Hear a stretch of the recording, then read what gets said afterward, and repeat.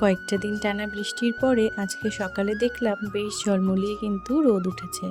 তো সত্যি কথা বলতে রোদ উঠেছে দেখে মনটা তো খুব ভালো লাগছে, কিন্তু সেই সাথে কিন্তু ভীষণ গরম ছিল।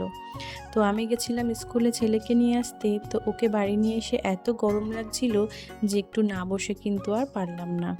তো একটু সময় বসে নিয়ে তারপরে ছেলেকে ফ্রেশ করিয়ে ওকে খেলনা দিলাম, ও ঘরে বসে খেলছে। আর তারপরে আমি চলে আসলাম রান্নাঘরে দুপুরে রান্না বসাবো বলে।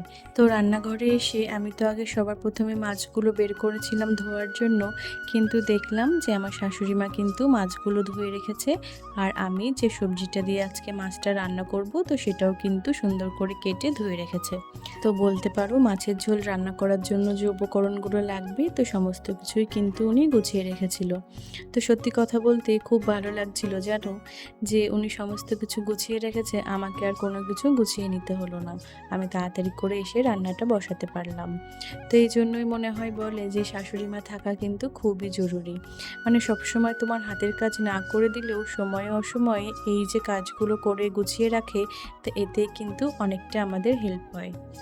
আর এমনিতেও বাড়িতে যদি কোনো সবজি আসে, যেমন ধরো কলার মোচা, থোড়, ইঁচড়, শাক, তো সেগুলো নিয়ে আসলে কিন্তু আমার শাশুড়ি মাই আমাদেরকে কেটে বেছে গুছিয়ে দেয়।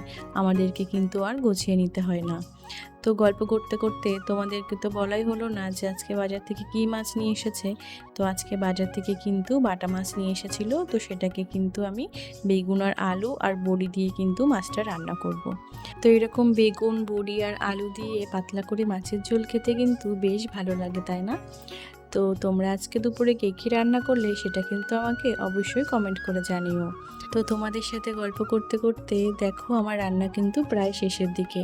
তো ঝোলটা ফুটে উঠেছে, এবারে কিন্তু মাছগুলো দিয়ে সামান্য একটু ফুটিয়ে নামিয়ে নিলেই মাছের ঝোল রান্না কিন্তু পুরোপুরি কমপ্লিট।